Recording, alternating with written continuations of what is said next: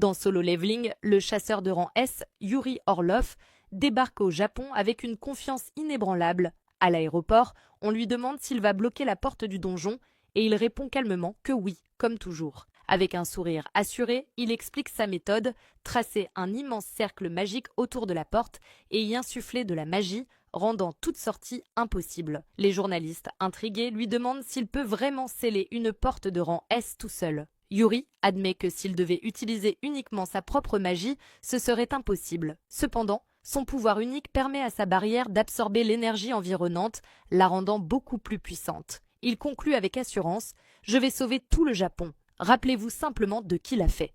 Pendant ce temps, en Corée, le président Go observe la scène à la télévision, sceptique quant aux capacités de Yuri. Il sait que Jinwoo est en pleine action à Séoul et que la région est sous l'influence de plusieurs grandes guildes, ce qui complique les choses. Gun-hee fait alors une remarque frappante, un seul homme est en train de rivaliser avec des guildes entières. C'est alors que Jin-chul reçoit un appel important.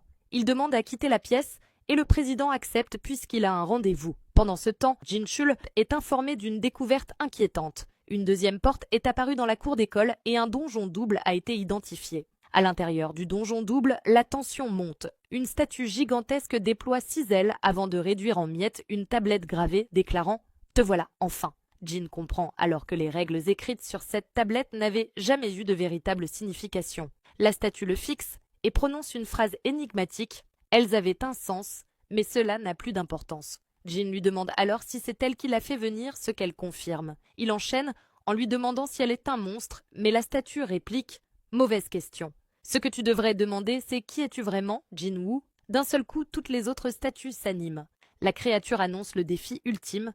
Si tu es encore debout, à la fin de cette épreuve, je te dirai tout. Ce sera ta récompense. Le véritable combat commence. Tout ce qui a mené Jinwoo jusqu'ici prend enfin son sens. Après avoir envoyé ses chevaliers statues contre Jinwoo, la statue ailée le regarde tenter d'invoquer ses ombres, mais d'un simple claquement de doigts, elle annule toute possibilité. Il affirme « Je n'ai aucun intérêt pour tes invocations ».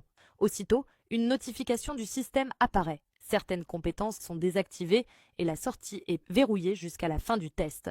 Donc c'est comme ça, pense Jin, comprenant que toutes les stratégies qu'il avait préparées sont désormais inutiles. Pas le temps de réfléchir davantage. Une statue l'attaque avec son épée. Jin analyse rapidement la situation et réalise qu'il peut encore accéder à son inventaire. Il décide donc qu'il n'a plus qu'un seul choix, combattre avec sa propre force. Il attrape la lame à main nue, serre le poing et brise son extrémité avant de la projeter directement dans la tête du chevalier. Mais la créature continue d'avancer. Jin bondit sur elle et enfonce la lame encore plus profondément dans son crâne. À peine atterri qu'une autre statue abat une hache sur lui, sans hésiter, il invoque ses dagues, esquive en sautant et les plante violemment dans la tête de l'assaillant. Une fraction de seconde plus tard, une statue archère décoche une flèche. Jin, sans même y penser, la tranche en deux, bondit dans les airs et d'un coup de pied retourné la renvoie à pleine vitesse, pulvérisant la tête de son adversaire. Chaque mouvement est fluide, précis. Tout ce pourquoi il s'est entraîné, tout ce qu'il a traversé le mène à cet instant. La statue ailée l'observe avec intérêt. « Tu as bien progressé. » Cette fois-ci, Jin voit clairement chacun de leurs mouvements. Ils sont forts, mais il sait qu'il peut les affronter. Mais l'épreuve n'est pas terminée.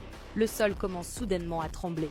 Jin s'immobilise, fixant la scène devant lui. L'énorme statue assise commence lentement à se lever, éclipsant Jin et toutes les autres marionnettes par sa taille titanesque. Elle esquisse un sourire sinistre tandis que la statue ailée déclare d'une voix imposante « Il est temps d'adorer Dieu ».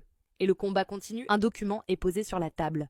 Il stipule que tous les droits sur les ressources de l'île seront cédés. Le président Go fronce les sourcils et demande pourquoi. Matsumoto, en face de lui, répond calmement « En échange, nous voulons négocier avec Sung Jinwoo ». Le traducteur transmet le message. Gun-hee esquisse un sourire et répond que Jinwoo n'est pas affilié à l'association des chasseurs. Matsumoto acquiesce. « On le sait, mais on n'arrive même pas à le contacter. On veut juste une chance de discuter avec lui. » Le président Go réfléchit. Abandonner une telle somme? Pourquoi? L'offre est tentante, surtout en voyant de quoi Jinwoo est capable.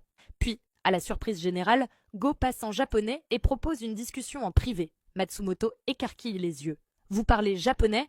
Le président Go sourit et explique que son père avait un commerce au Japon autrefois, puis il fixe Matsumoto et lâche « Si c'est encore un de tes sales coups, arrête-toi là !» Matsumoto fait mine de ne pas comprendre. Gun-hee enchaîne « On sait que la guilde Blade a coupé les ponts avec toi !» Matsumoto bondit. « Comment tu sais ça ?» Go reste impassible. « C'était évident. Ils ont refusé les fonds de l'association et ne prennent plus que des subventions du gouvernement. Autrefois, la Guilde Blade répondait aux ordres de l'association et pouvait mobiliser tous les chasseurs de haut rang en un instant. Mais aujourd'hui, le pouvoir est en train de vaciller et une lutte interne a éclaté. Go soupire et assène. Si cette porte n'est pas gérée correctement, Matsumoto, tu devras porter l'entière responsabilité. Puis, il pose un appareil sur la table. Goto avait ses défauts, mais il représentait ton pays. Matsumoto fronce les sourcils.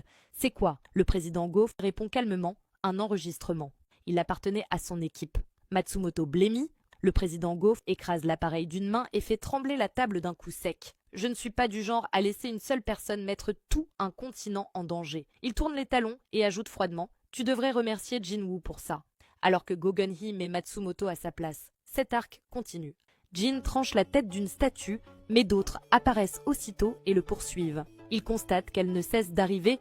Jetant un regard en arrière, il aperçoit les yeux lumineux de la statue de Dieu et les chevaliers qui s'approchent rapidement. Pris de vitesse, il ne peut pas esquiver et utilise alors l'autorité du souverain pour les immobiliser. À cet instant précis, la statue de Dieu déclenche une attaque destructrice. Pour s'en protéger, Jin colle les chevaliers les uns aux autres. L'attaque les transperce et dans le chaos qui suit, il débloque la forme ultime du toucher du dominateur avant de se relever. Les rayons achèvent de pulvériser les statues, mais Jin parvient à esquiver de justesse. Il réalise qu'à son niveau actuel, il ne pourra pas survivre à un coup direct. « Je dois me débarrasser de lui en premier », dit-il en fixant son adversaire. Il fonce alors à toute vitesse vers la statue, qui abat son pied dans une puissante attaque. Le faux dieu esquisse un sourire, mais celui-ci disparaît lorsqu'une lumière jaillit à travers la fumée. Jinwoo réapparaît sous ses pieds, tandis que la statue prépare une nouvelle attaque. Jin réfléchit rapidement. S'il combine sa vitesse avec son autorité du souverain, il pourra exploiter un point faible. Il agrippe alors l'ennemi avec son pouvoir et se projette vers lui, échappant aux rayons de justesse. Il remarque que la gravité exercée par son pouvoir a gagné en intensité, car même en utilisant une fraction de sa force, il parvient à affecter un ennemi aussi gigantesque. Jin se propulse sur l'épaule du colosse et utilise mutilation pour lui entailler le visage, mais il est surpris. Ces dagues du roi démon ne causent que de légères éraflures. Réalisant que la subtilité ne suffira pas, il décide de tout miser sur la puissance brute. Il s'accroche fermement, concentre son énergie dans son poing et frappe avec une force colossale. La statue, qui observe la scène, est stupéfait. Il ne s'attendait pas à une telle stratégie. Jin enchaîne plusieurs coups et avec un dernier impact titanesque, il envoie la statue de Dieu s'écraser au sol. Alors que Jin atterrit, les chevaliers statues tentent une nouvelle charge. Mais cette fois, il les plaque au sol d'un seul geste, prouvant que sa puissance a encore évolué en plein combat.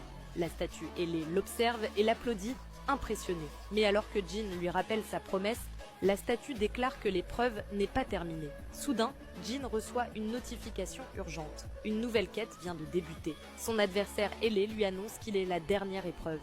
Une fenêtre de statue apparaît, lui indiquant qu'il a 10 minutes pour le vaincre, faute de quoi son cœur cessera de battre. Déterminé, Jin exige de savoir qui est vraiment son adversaire. La statue esquisse un sourire et répond « Je suis l'architecte du système, es-tu satisfait de ma réponse ?» Et le test se poursuit. Abonne-toi pour la suite.